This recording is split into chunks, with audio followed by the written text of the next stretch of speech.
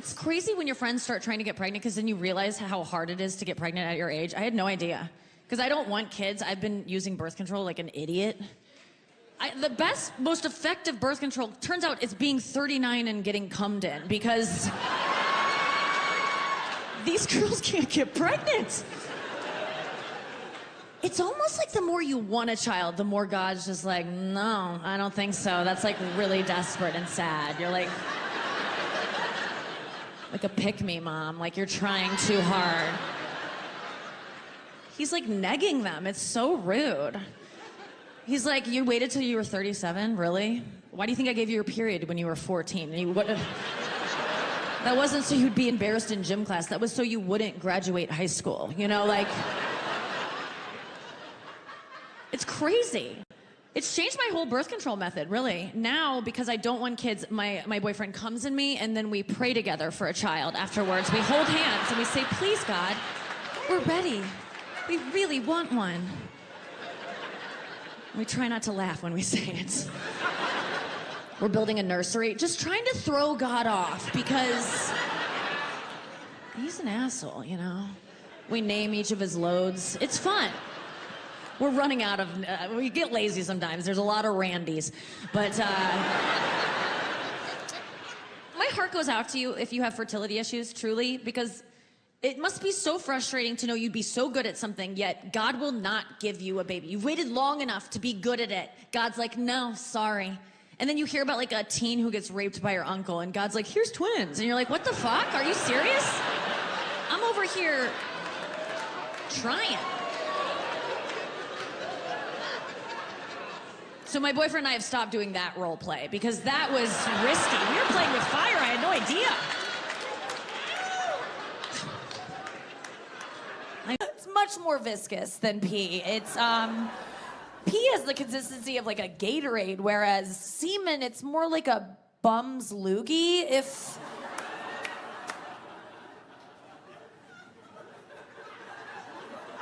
It's what it is. I know it's gross, but when you, like, these are facts. And when you spell it out like that, aren't you, girls, aren't you just like, we're so strong. Like, we can do anything. Yes. I can't believe we do it. I couldn't believe about that liquid. I was just like, that is awful. Where does it come from? And then you find out it comes from the sac that rests beneath the noodle. The grossest part of a guy's body that's covered in hair and the balls.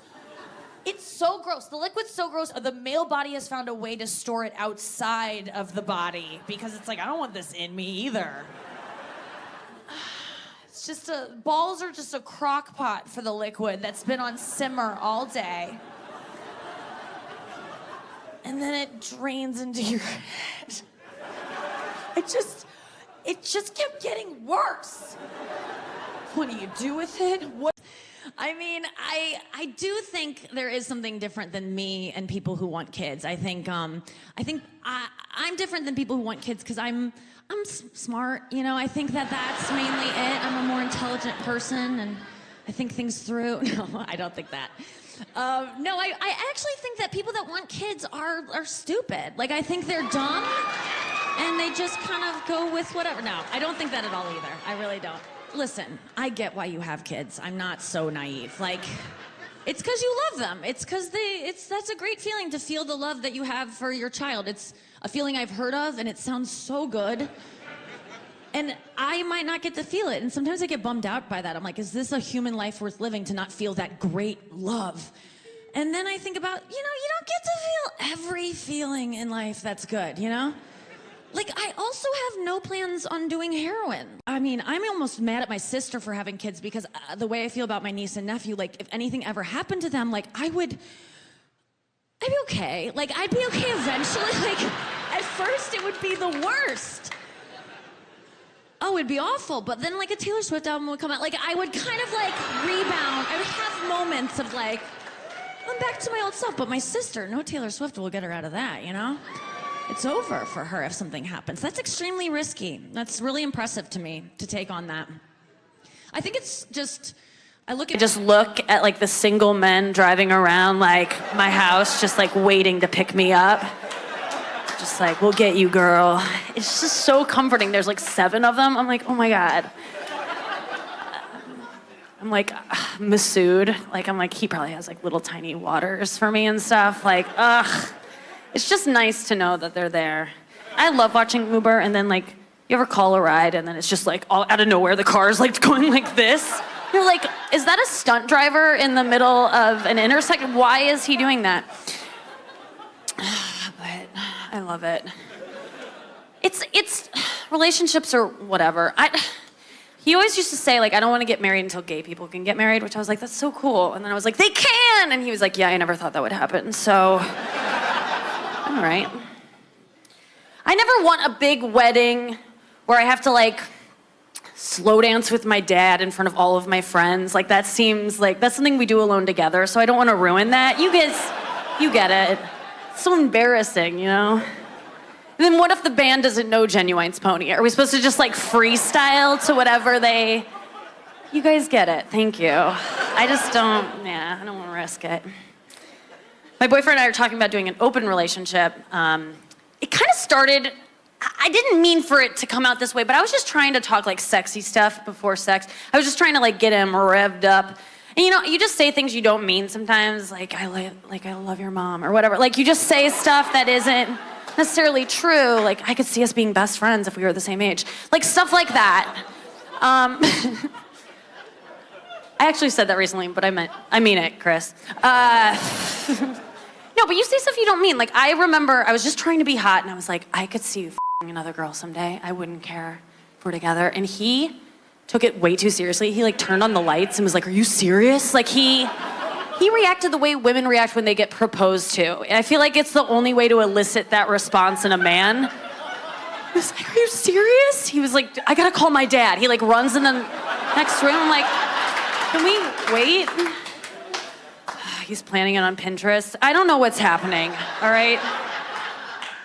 It's nuts. But I honestly, like... It's almost everybody in there got some sort of leg disease or something. It's almost like the Walmart turns into the Monty Python's Ministry of Silly Walks after 2 a.m. There's more. Look at that guy in aisle 2 over there.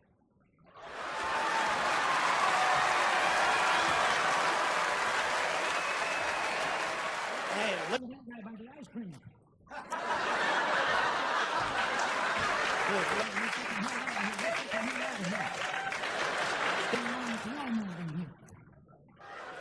Hey, did you ever say something to somebody at Walmart and then after you said it was like, shouldn't have said that?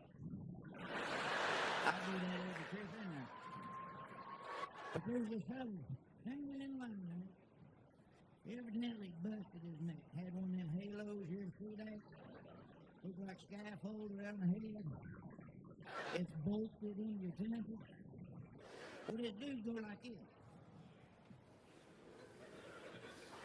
I go, what's wrong with you? He goes, I think I lost my car keys.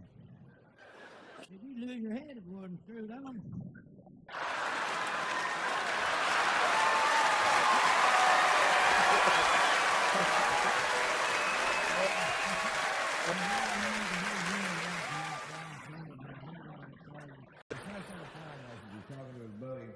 He said, first thing in the air, the instructor informs me he's an 8th degree black belt and a homosexual.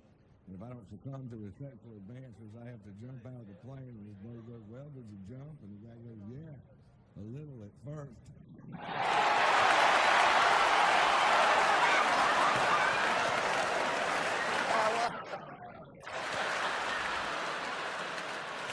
This woman goes to the doctor and says she's got a digestive tract problem. And the doctor will tell him about the daily routine. She says, well, I get up at 6:15 every morning and make my family breakfast, and at 8:15 I have a bowel movement. He goes, well, let's take an x-ray and see what the problem is. So he takes an x-ray and goes, well, there's the problem right there. You got 3 worms in you. We're going to have to operate. First worm goes, you hear that? Second one says, yes, I did. He goes, what are you going to do? He goes, well, I'm going to hide behind the heart. Other one says, I'll hide behind the liver. The third one says, I don't know about the rest of you fellas, but I'm catching the 8:15 out of here.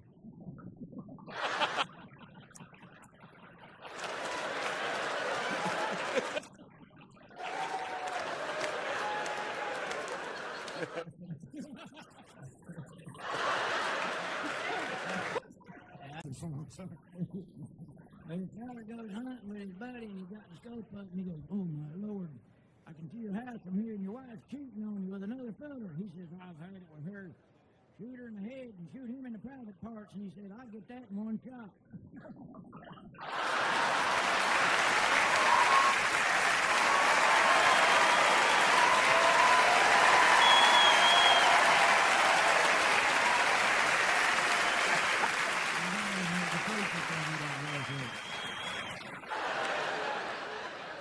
This guy's mother-in-law comes to live with him. She's been living there for about a week, and he comes home one day, she's laying on the floor, and he calls 911, and the ambulance comes and gets her, and they take her to the hospital, and he's out in the waiting room, and the doctor comes out after a while, and the doctor said, "Well, I got some good news and some bad news." He said, "All right, give me the bad news first." He goes, "All right, your mother-in-law is not going to die." He said, "She's had a massive stroke." He said, "In fact, she's probably going to live 20 or 30 more years." He said, the problem is this thing has rendered her unable to speak." He said, "She just makes this horrible screeching noise like a parrot now." He said, "It's also disabled her from using her arms, and she can't feed herself." He said, "For the next 20 or 30 years, you're going to have to feed her baby food 3 times a day." He said, "Also, it's made her incontinent. You're going to have to change your diapers and clean her up every single day of your life." And the guy said, "Oh, my God," he said, "what's the good news?" And the doctor goes, "I'm just kidding with you. She died."